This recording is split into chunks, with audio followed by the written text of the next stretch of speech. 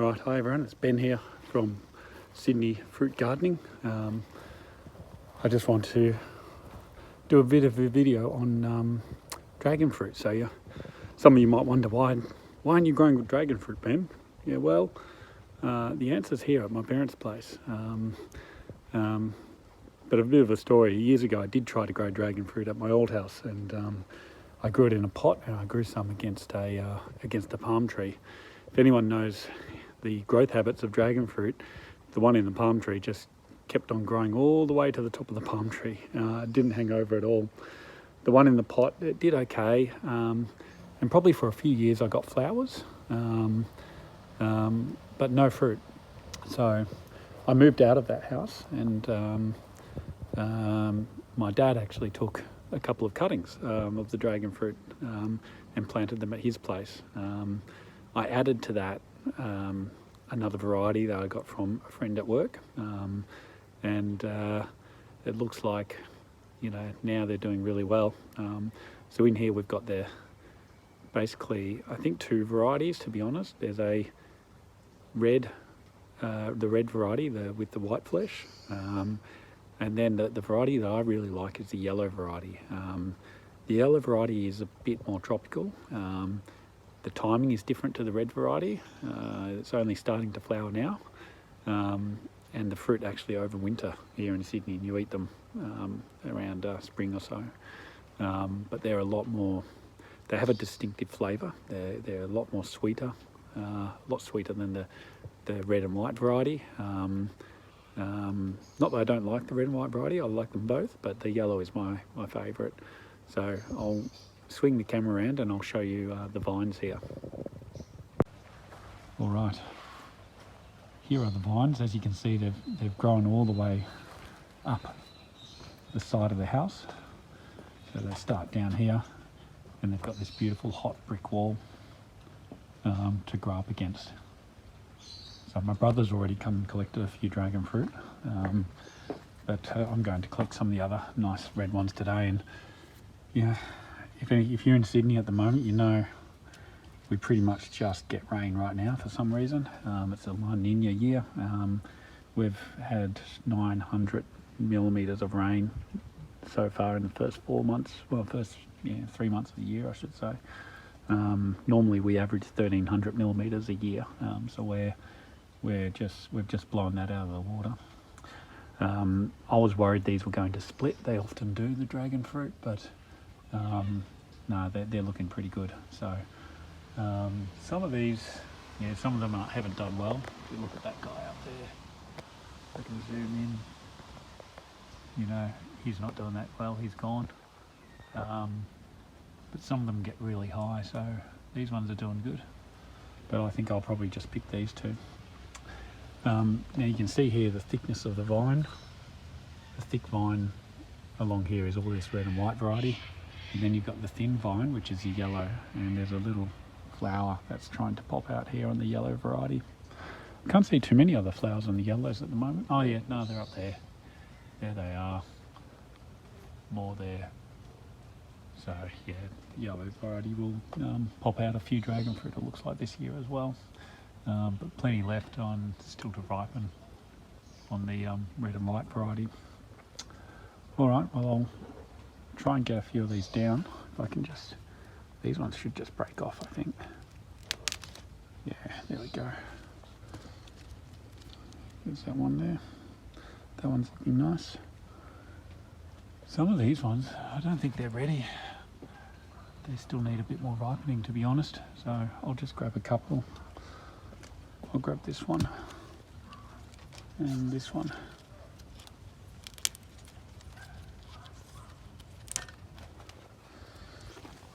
Alright, so there's those two. Even these ones could have probably stayed on a little bit longer, but they're alright to eat now. Okay. A few other things I'll show you quickly. There's a lemon tree, Dad's lemon tree there.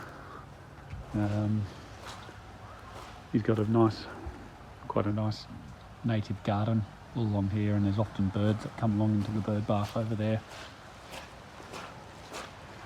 You can just hear the squelching underfoot. Look at the water there. Often birds that come into the bird bath, it's covered in algae, it needs a clean. But and there's a mulberry tree here, which has it's been cut back a little bit recently, but I might actually try grafting some Château mulberry on this one. This is just a bird dropping mulberry. Grew in the yard from a bird deposit, no doubt. Anyway, alright, you can see up there, there's more dragon fruit on the roof. I don't know how I'll get those, I might have to go get the ladder. Alright, well I hope you enjoyed that. I'll get to work now and try and get a few more of these dragon fruit down. I'm actually thinking I might try and get a few more varieties too and plant in here for the cross-pollination and just have some different tasting varieties. There's so many more varieties now of dragon fruit compared to when we first started out. So, alright, nice little haul there. 5 dragon fruit. These ones are nice and ready. This one's okay. These 2 are probably a little bit underripe, but they'll be okay. So yeah, nice little haul. There's still, you know, at least 1, 2, 3, 4, 5, 6, 7, at least 7 or 8 or so still up there. Need to ripen a bit more. I'm just glad that they haven't split in all this rain. A few green ones as well. You can see there's a green one there, up there as well, next to the other yellow flower. So I think there might be even some of these looking to try and flower.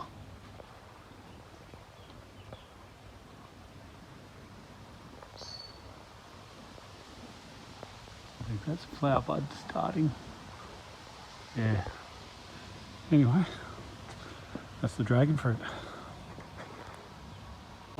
All right, so welcome back. I'm back home now. This looks like the most ripest dragon fruit out of the lot of them, so I'll cut this one open and give you a bit of a look. It is the white flesh variety. You know, these are reasonably common these days, but when I first got this vine many years ago and planted it at the old place, you know, they were still a bit of a novelty. I in fact tried to plant some of the seeds, and if you think, you know, miracleberry or any of those things grow slow, or garcinia, try planting dragon fruit seeds. Very, very, very slow. So that's why everyone grows them using cuttings. So I think you'll be able to see that. That's just get a bit of a closer look. That's the white fleshed variety. It looks very juicy inside. Lots of seeds that gives it a bit of a crunch. So let me do a bit of a taste.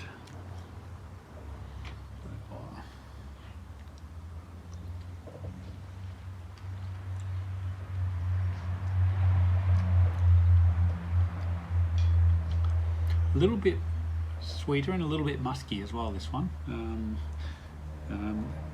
As I said, my favourite is the yellow, but this one does have a bit of sweetness to it, which is good. Sometimes the white variety can be very bland. But yeah, not bad. It's these are really best, I find, you know, chilled in the fridge and eaten on a hot day. Particularly if you've done some work, you've mowed the lawn, you've done something like that, and then you go back to the fridge, cut open a cool, a cold dragon fruit, cut it open and just sit there and cool down. Yeah, it's a great treat on a hot day. So there you have it. That's the dragon fruit video. Hope you enjoyed it, everyone, and yeah, listen, if you're growing dragon fruit, I'd be keen to know what variety you think is best. I'm keen to get a few more cuttings now and plant it amongst that little dragon fruit grove at Dad's place and get a few more varieties going. So certainly a lot more varieties these days than when I first planted that vine. So let me know what you think is best, what variety you like, and yeah, feel free to leave any other comments in the chat. Thanks everyone, bye. Alright guys, and just a bonus to that last video, this is the rain that we're experiencing in Sydney at the moment. Pretty much every day we're getting some kind of downpour like this. I'll open the door. You probably won't be able to hear me now.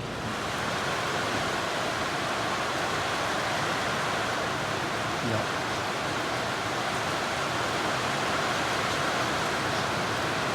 There comes a point where, you know, it's been good for the garden. We don't need any more. The garden has gotten enough.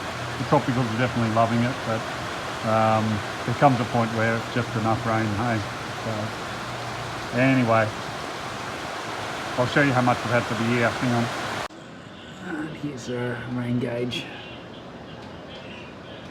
This actually lost Wi-Fi connection for a bit, so the yearly figure is actually over 900 mil. So it says 873, but yeah, 3 months in, 900 mil of rain. Incredible.